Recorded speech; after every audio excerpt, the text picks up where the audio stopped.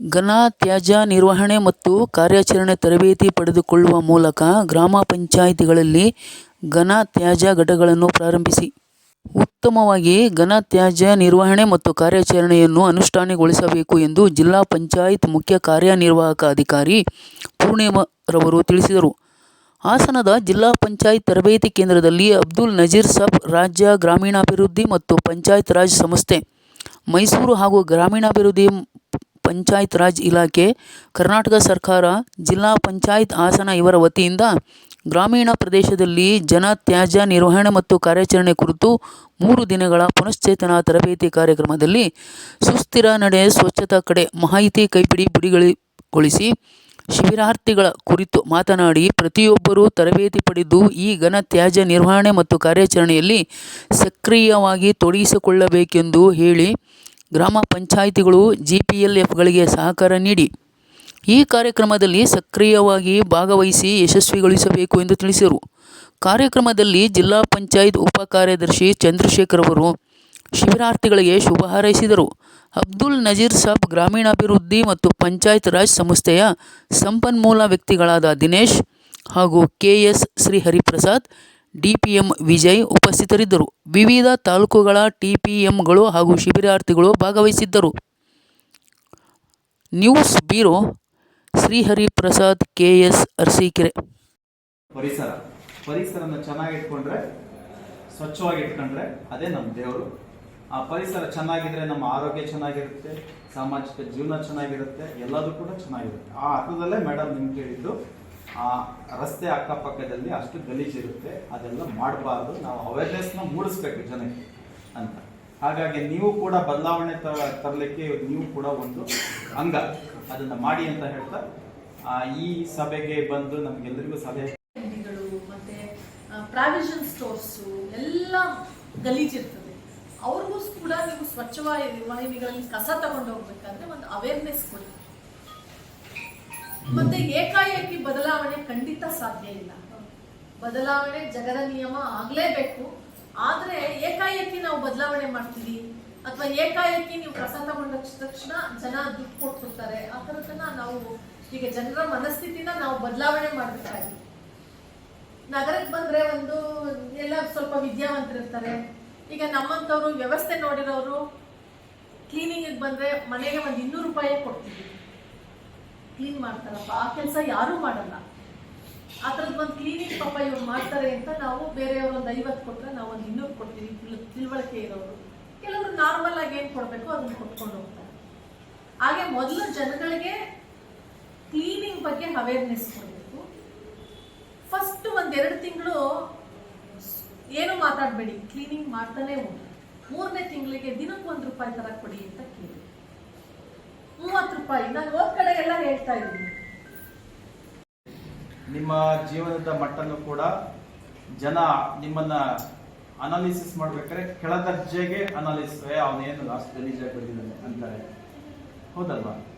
ನಾವು ಸ್ವಚ್ಛವಾಗಿದ್ರೆ ಎಲ್ಲದೂ ಕೂಡ ಸ್ವಚ್ಛವಾಗಿರುತ್ತೆ, ಮನಸ್ಸು ಸ್ವಚ್ಛವಾಗಿರುತ್ತೆ, ಮನೆ ಸ್ವಚ್ಛವಾಗಿರುತ್ತೆ, ನಮ್ಮ ಪರಿಸರ ಸ್ವಚ್ಛವಾಗಿರುತ್ತೆ, ಎಲ್ಲದೂ ಕೂಡ ಸ್ವಚ್ಛವಾಗಿರುತ್ತೆ.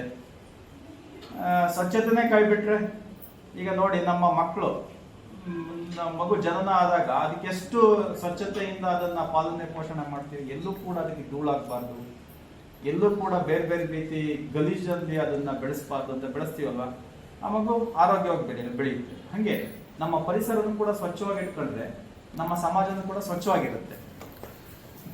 ಜಿಪಿಎಲ್ಎಫ್ ಗ್ರೂಪ್ ಏನು ನಮ್ಮ ಸ್ವಚ್ಛ ಭಾರತ್ ವೆಹಿಕಲ್ಗಳನ್ನ, ಸ್ವಚ್ಛ ಭಾರತ್ ವಾಹಿನಿಗಳನ್ನ ಓಡಿಸೋರು ಮತ್ತೆ ಅದಕ್ಕೆ ಕಸ ಸಂಗ್ರಹಣೆ, ಸೆಗ್ರಿಗೇಷನ್, ಅದನ್ನ ವಿಂಗಡಣೆ ಮಾಡೋದ್ರ ಬಗ್ಗೆ ಇವತ್ತು ಒಂದು ಕಾರ್ಯಾಗಾರ, ಎಷ್ಟು ದಿನದ್ದು 3 ದಿನದ ಒಂದು ಕಾರ್ಯಾಗಾರವನ್ನ ಹಮ್ಮಿಕೊಳ್ಳಲಾಗಿದೆ. ನೀವು ಇದನ್ನ 4ನೇ ಬ್ಯಾಚ್ ಅಲ್ಲಿ ಬಂದಿದ್ದೀರಿ. ಆ 3 ದಿನನೂ ಕೂಡ ಅಟೆಂಡ್ ಮಾಡಿ ಯಾವ ರೀತಿ ನಾವು ಏನು ನಗರದಲ್ಲಿ ಸ್ವಚ್ಛತೆ ಕಾಪಾಡ್ತಾ ಇದ್ದೀವೋ ಹಳ್ಳಿಗಳಲ್ಲೂ ಕೂಡ ಸ್ವಚ್ಛತೆಯನ್ನ ಕಾಪಾಡ್ಕೋತೀವಿ. ನಾವೆಲ್ಲ ಕಡೆ ಹೋಗ್ತಾ ಇದ್ದೀವಿ, ನೋಡ್ತಾ ಇದ್ದೀವಿ, ಗ್ರಾಮ ಪಂಚಾಯತಿಗಳಿಗೆ ಹೋಗ್ತೀವಿ. ಆ ಬಿಸಿಲೇಗಾಟಕ್ಕೆ ಹೋದ್ರೂ ನಮ್ಮ ಜನ ಅಲ್ಲಿ ಬಾಟ್ಲುಗಳನ್ನ, ಟೀ ಕಪ್ಸ್ನ, ಪ್ಲಾಸ್ಟಿಕ್ ಕವರ್ಸ್ನ ಎಸಿತಾ ಇದ್ದಾರೆ. ಆ ಕಾಡಲ್ಲಿ ಹೋಗಿ ಯಾರು ಕ್ಲೀನ್ ಮಾಡ್ತಾರೆ? ಅದೆಲ್ಲ ಯಾರು ಮಾಡ್ತಾ ಇರೋದ್ರಲ್ಲಿ ನಾಡಲ್ಲಿ ನಾವಿರೋರೇ ಹೋಗಿ ಕಾಡಲ್ಲಿ ಗಲೀಜು ಮಾಡ್ತಾ ಇರೋದು. ನಾನು ಪಂಚಾಯತಿಗಳಿಗೆ ಅಥವಾ ನನಗೆ ಫೋನು ಬರ್ತಾನೆ ಇರ್ತದೆ ಬೆಳಿಗ್ಗೆಯಿಂದ, ನಮ್ಮನೆ ಮುಂದೆ ಚರಂಡಿ ಕಟ್ಕೊಂಡಿದೆ, ಇಲ್ಲಿ ಕಸ ಹಾಕಿದ್ದಾರೆ. ಆಮೇಲೆ ಮೊನ್ನೆ ಒಂದು ಫೋಟೋ ಬಂದಿತ್ತು, ಒಂದು 15 ನಾಯಿ ಬೊಗಳ್ತಾ ಇದ್ದಾರೆ, ಅದನ್ನು ಒಂದು ಫೋಟೋ ಹಾಕಿ ನನಗೆ ಹಾಕಿದ್ರು. ಅಂದ್ರೆ ಜನ ಎಲ್ಲ ಏನ್ ಅನ್ಕೊಂತಿದ್ದಾರೆ ಅಂದ್ರೆ ಇದು ಎಲ್ಲ ಸರ್ಕಾರ ಮಾಡ್ಬೇಕು, ನಾವೇನು ಮಾಡೋ ಆಗಿಲ್ಲ. ಉಳಿದದ್ದೆಲ್ಲ ಅವ್ರು ಹೇಳ್ತಾರೆ ನೀಟಾಗಿ, ಸರ್ಕಾರ ಮಾಡ್ಬೇಕು, ನಾವೇನು ಮಾಡೋ ಆಗಿಲ್ಲ, ನಮ್ದೇನೋ ಜವಾಬ್ದಾರಿ ಇಲ್ಲ ಅನ್ನೋ ಒಂದು ಮನಸ್ಥಿತಿ ಇದ್ದಾರೆ. ನೀವು ನಿಮ್ಮ ಅಕ್ಕಪಕ್ಕದ ಮನೆಯವ್ರನ್ನ, ನಿಮಗೆ ಗೊತ್ತಿರೋರ್ನ ಅಥವಾ ನೀವು ಭೇಟಿ ಮಾಡಿದಾಗ ಅವ್ರಿಗೆ ಸ್ವಲ್ಪ ತಿಳುವಳಿಕೆ ಕೊಡಬೇಕು. ಮನೆ ನಮಗೆ ಸ್ವಚ್ಛತೆಗೆ ಅಥವಾ ಚರಂಡಿ ಕ್ಲೀನ್ ಮಾಡೋದಕ್ಕೆ 15 ಫೈನಾನ್ಸ್ ಅಲ್ಲಿ ಸಮ್ ಅಮೌಂಟ್ ಬಿಟ್ಟರೆ ವರ್ಷ ಪೂರ್ತಿ ಕ್ಲೀನ್ ಮಾಡೋದಕ್ಕೆ ಯಾವುದೇ ದುಡ್ಡು ಅಥವಾ ಅನುದಾನ ಸರ್ಕಾರದಿಂದ ಕೊಡಲ್ಲ. ಅವ್ರ ಮನೆ ಮುಂದೆ ಇರೋ ಚರಂಡಿ ಕಟ್ಕೊಂಡಿರೋದನ್ನ ಒಂದು ಕೊರ್ಕೆಲೋ ಮತ್ತು ಇದ್ರಲ್ಲೋ ತೆಗೆದಾಕ್ಬಿಟ್ರೆ ಅದು ಕ್ಲೀನ್ ಆಗಿ ಫ್ಲೋ ಆಗ್ತದೆ. ಅದನ್ನು ಮಾಡಲ್ಲ ಜನ. ಅದಕ್ಕೂ ಫೋನ್ ಮಾಡ್ತಾರೆ, ನಮ್ಮ ಮನೆ ಮುಂದೆ ಚರಂಡಿ ಕಟ್ಕೊಂಡಿದೆ ಅಂತ ಒಂದು ಫೋಟೋ ಹಾಕ್ತಾರೆ, ಮಾತಾಡ್ತಾರೆ. ಆಮೇಲೆ ಅವ್ರಿಗೆ ಗೊತ್ತಾಗುತ್ತೆ, ಕೆಲವರು ಕರೆನ್ಸಿ ಅಂತೂ ಹಾಕಿಸ್ಕೋತಾರೆ, ಎಲ್ಲ ಮಾಡ್ತಾರೆ. ಅವ್ರು 30 ರೂಪಾಯಿ 50 ರೂಪಾಯಿ ಕೊಡೋದೇನು ಅಂತ ದೊಡ್ಡ ಕೆಲಸ ಅಲ್ಲ. ಇವತ್ತೆಲ್ಲ ಎಂತ ಲೇಬರರ್ಸ್ ಆದ್ರೂ ಇವತ್ತು ಒಂದು 500 ರುಪೀಸ್ ಇದೆ ಒಂದು ಡೈಲಿ, 700 800 ವರೆಗೂ ಕೆಲಸ ಮಾಡ್ತಾರೆ. ಹಾಗಾಗಿ ಜನಗಳಿಗೆ ಅವೇರ್ನೆಸ್ ಕೊಡಿ. ನಿಮ್ಮ GPLF ಗ್ರೂಪ್ನ ಸ್ವಚ್ಛವಾಹಿನಿ ವೆಹಿಕಲ್ಸ್ ಜೊತೆಗೆ ಸೆಗ್ರಿಗೇಷನ್ನು ಇದ್ರ ಜೊತೆಗೆ ಇನ್ವಾಲ್ವ್ ಮಾಡ್ಕೊಳ್ಳಿ. ಆ ನಂತರ ಏನು ನಮ್ಮ ಸ್ಕ್ರಾಪ್ ಡೀಲರ್ಸ್ ಇದ್ದಾರೆ, ಅವ್ರ ಜೊತೆ ಒಂದು ತಾಲೂಕ್ ಲೆವೆಲ್ ಹಂತದಲ್ಲಿ ಒಂದು ಮೀಟಿಂಗ್ ಮಾಡೋದಕ್ಕೆ ಹೇಳಿದ್ದೀನಿ. ಅವ್ರು ಬಂದು ನೀವೇನು ಸೆಗ್ರಿಗೇಷನ್ ಮಾಡಿದ್ದೀರಾ ಅದನ್ನೆಲ್ಲ ಪರ್ಚೇಸ್ ಮಾಡ್ತಾರೆ. ಒಂದು ಹಂತವಾಗಿ ಹೋಗ್ಬೇಕೇ ಹೊರತು ಫಸ್ಟೇ ನಾವು ಇದರಿಂದ ಮತ್ತೇನೋ ಆಗುತ್ತೆ ಅಂತೆಲ್ಲ ಮೊದಲು ಸರ್ಕಾರನೂ ಕೂಡ ನಿಮ್ಮನ್ನ ಮುಂದೆ ತರಬೇಕು ಅಂತ ಸಾಕಷ್ಟು ಪ್ರಯತ್ನವನ್ನ ಮಾಡ್ತಾ ಇದೆ. ಇದ್ರ ಜೊತೆ ಇನ್ವಾಲ್ವ್ ಮಾಡ್ಕೊಂಡ್ರೆ ಇನ್ನೂ ಅನುಕೂಲ ಆಗುತ್ತೆ. ಮತ್ತೆ ದೊಡ್ಡ ಗ್ರಾಮಗಳಲ್ಲಂತೂ ತುಂಬಾ ಅನುಕೂಲ ಆಗುತ್ತೆ. ಸ್ವಲ್ಪ ನೀವು ಅಂಗಡಿ ಮುಂದೆ ಈ ಕಡೆ ಎಲ್ಲ ಹೋದಾಗ ಅವರಿಗೆ ಅವೇರ್ನೆಸ್ ಕೊಡಿ. ಏನು ನಗರಗಳಲ್ಲಿ ಸುತ್ತಮುತ್ತ ನಗರ ಏನು ಕ್ಲೀನ್ ಆಗಿರುತ್ತೋ ಅದೇ ರೀತಿ ಹಳ್ಳಿಗಳಲ್ಲೂ ಕೂಡ ಕ್ಲೀನ್ ಆಗಿರ್ಬೇಕು ಅನ್ನೋದು ಈ GPLF ಗ್ರೂಪ್ಗೆ ಒಂದು ಜವಾಬ್ದಾರಿ ಕೊಟ್ಟು ಈ ಕೆಲಸ ಮಾಡಿಸ್ಬೇಕು, ಅವ್ರಿಗೆ ಟ್ರೈನಿಂಗ್ ಕೊಡಬೇಕು ಅನ್ನೋದು ನಮ್ಮೆಲ್ಲರ ಉದ್ದೇಶ. ಹಂಗಾಗಿ ಇನ್ನು ಮುಂದೆ ನಗರದ ಥರನೇ ಹಳ್ಳಿಗಳು ಕೂಡ ಕ್ಲೀನ್ ಆಗಿರ್ಬೇಕು, ಹೈಜೀನ್ ಇರಬೇಕು ಅನ್ನೋ ಉದ್ದೇಶದಿಂದ ಇಷ್ಟೆಲ್ಲ ಪ್ರಯತ್ನ ಮಾಡ್ತಾ ಇದ್ದೀವಿ. ಸ್ಟಾರ್ಟಿಂಗ್ ಅಲ್ಲಿ ಫೇಲ್ಯೂರ್ಸ್ ಆಗ್ಬೋದು, ಅಂದ್ರೆ ಆಗದೆ ಇರ್ಬೋದು, ಟೈಮ್ ತಗೊಳುತ್ತೆ. ಆ ಟೈಮ್ ಕೊಟ್ಟು ನಾವು ಕೆಲಸ ಮಾಡಬೇಕಾಗುತ್ತೆ. ಅಯ್ಯೋ ಇದಾಗಲ್ಲ ಅನ್ನೋದನ್ನ ಮನಸ್ಥಿತಿ ಬಿಟ್ಟು ಆಗುತ್ತೆ ಅನ್ನೋ ಮನಸ್ಥಿತಿನ ಬೆಳೆಸ್ಕೋಬೇಕು. ನೋಡಿ, ಉಡುಪಿನಲ್ಲಿ ಒಬ್ರು ಗ್ರಾಮ ಪಂಚಾಯತಿ ಅಧ್ಯಕ್ಷರು ಬಂದಿದ್ರು ನಮಗೆ ಬೆಂಗಳೂರಿನಲ್ಲಿ ಟ್ರೈನಿಂಗ್ ಕೊಟ್ಟಾಗ.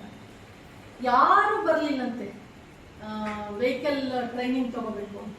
ಕೊನೆಗೆ ಗ್ರಾಮ ಪಂಚಾಯತಿ ಅಧ್ಯಕ್ಷರೇ ಅಯ್ಯಮ್ಮ ನಾನೇ ಟ್ರೈನಿಂಗ್ ತಗೊಂಡು ನಾನೇ ವೆಹಿಕಲ್ ಓಡಿಸ್ತೀನಿ ಅಂತ ಹೇಳಿ ಮುಂದೆ ಬಂದಿದ್ದಾರೆ. ಒಬ್ರು ಮುಸ್ಲಿಂ ಲೇಡಿ ಅವರು ಪುತ್ತೂರು ಬಂದು ಅವರೇ ಮೇಲೆ ಜನ ಎಲ್ಲ ಅವೇರ್ನೆಸ್ ಆಯ್ತಂತೆ. ಅಯ್ಯೋ ಗ್ರಾಮ ಪಂಚಾಯತಿ ಅಧ್ಯಕ್ಷರೇ ಟ್ರೈನಿಂಗ್ ತಗೊಂಡು ಕಸ ತೆಗಿಯೋಕೆ ಬಂದಿದ್ದಾರೆ ಅಂದಮೇಲೆ ನಮ್ದೇನು ಅಂತ ಹೇಳಿ ಆ ತರ ಬದಲಾವಣೆಗಳು ಆ ನಂತರ ಆಗುತ್ತೆ. ತಗೊಂಡು ಅವರೇ ವೆಹಿಕಲ್ ಚಾಲು ಮಾಡಿ ಅವರೇ ಮನೆ ಕಸ ತಗೊಳಕ್ ಹೋದಾಗ ಎಲ್ಲರೂ ಆಶ್ಚರ್ಯಪಟ್ಟು ಅಧ್ಯಕ್ಷರೇ ಹಿಂಗ್ ಬಂದಿದ್ದಾರೆ ನಮ್ದೇನು ಅಂತ ಹೇಳಿ ಮುಂದೆ ಬಂದಿದ್ದಾರೆ. ಆ ತರದ ಅವಕಾಶಗಳನ್ನ ಉಪಯೋಗಿಸ್ಕೊಂಡು ಇನ್ನು ಬೇರೆ ನಮ್ಮ ಆಕ್ಟಿವಿಟೀಸ್ ತುಂಬಾ ಇದೆ. ಗ್ರಾಮ ಪಂಚಾಯತಿಲಿ ಇರ್ಬೋದು, ನಮ್ಮ GPLF ಗ್ರೂಪ್ಸ್ ಆಕ್ಟಿವಿಟೀಸ್ ಇರ್ಬೋದು, NRLM ಅಲ್ಲಿ ಆಕ್ಟಿವಿಟೀಸ್ ಅಲ್ಲೆಲ್ಲ ಇನ್ವಾಲ್ವ್ ಆಗಿದ್ದೀವಿ. ಆಮೇಲೆ ಆ ಇನ್ವಾಲ್ವ್ ಆಗೋದ್ರ ಮೂಲಕ ನೀವು ಕೂಡ ಸದೃಢರಾಗ್ತೀರಾ. ಎಕನಾಮಿಕ್ ಆಗಿರ್ಬೋದು, ಸೋಷಿಯಲ್ ಆಗಿರ್ಬೋದು, ಸಮಾಜದ ಮುಖ್ಯವಾಹಿನಿಗೆ ಬರುವಂತ ಕೆಲಸಗಳು ಆಗ್ತವೆ ಅಂತ ಹೇಳ್ತಾ ಈ ಒಂದು ಟ್ರೈನಿಂಗ್ ನ ಸದುಪಯೋಗ ಮಾಡಿಕೊಂಡು ಅದನ್ನ ನಮ್ಮ ಗ್ರಾಮ ಪಂಚಾಯತಿನಲ್ಲಿ ಇಂಪ್ಲಿಮೆಂಟ್ ಮಾಡಬೇಕು. ಅದು ಇಂಪಾರ್ಟೆಂಟ್. ಬರೀ ನಾವು ಟ್ರೈನಿಂಗ್ ಕೊಟ್ಕೊಂಡು ಕೇಳ್ಕೊಂಡು ಹೋದ್ರೆ ಸಾಕಾಗಲ್ಲ. ಗ್ರಾಮ ಪಂಚಾಯತಿನಲ್ಲಿ ನಮ್ಮ PDOಗಳಿಗೂ ನಾವು ವಿಡಿಯೋ ಕಾನ್ಫರೆನ್ಸ್ ಅಲ್ಲಿ, ಆಡಿಯೋ ಕಾನ್ಫರೆನ್ಸ್ ಅಲ್ಲಿ ಹೇಳ್ತಾ ಇರ್ತೀವಿ. ಅದು ಯಾವ ರೀತಿ ಅಂದ್ರೆ ನಿಮಗೆ ಕೋಆಪರೇಷನ್ ಕೊಡ್ಬೇಕು, ಅವರು ನಿಮಗೆ ತಿಳುವಳಿಕೆ ಕೊಡ್ಬೇಕು, ನಿಮಗೆ ಕೋಆಪರೇಟ್ ಮಾಡಬೇಕು.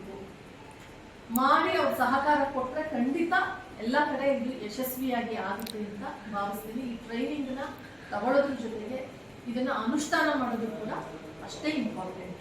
ಗಮನಕ್ಕೆ ತಗೊಂಡು ಬನ್ನಿ, ಇಂಥ ಗ್ರಾಮ ಪಂಚಾಯತಿ PDO ನಮಗೆ ಸಹಕಾರ ನೀಡ್ತಾ ಇಲ್ಲ ಅಂತವ್ರನ್ನ ಕರೆಸಿ ಮಾತಾಡೋದಕ್ಕೆ ನನಗೆ ಇಷ್ಟು ಹೇಳ್ತಾ ಈ ಒಂದು ಟ್ರೈನಿಂಗ್ ಸದುಪಯೋಗ ಪಡಿಸ್ಕೊಳ್ಳಿ.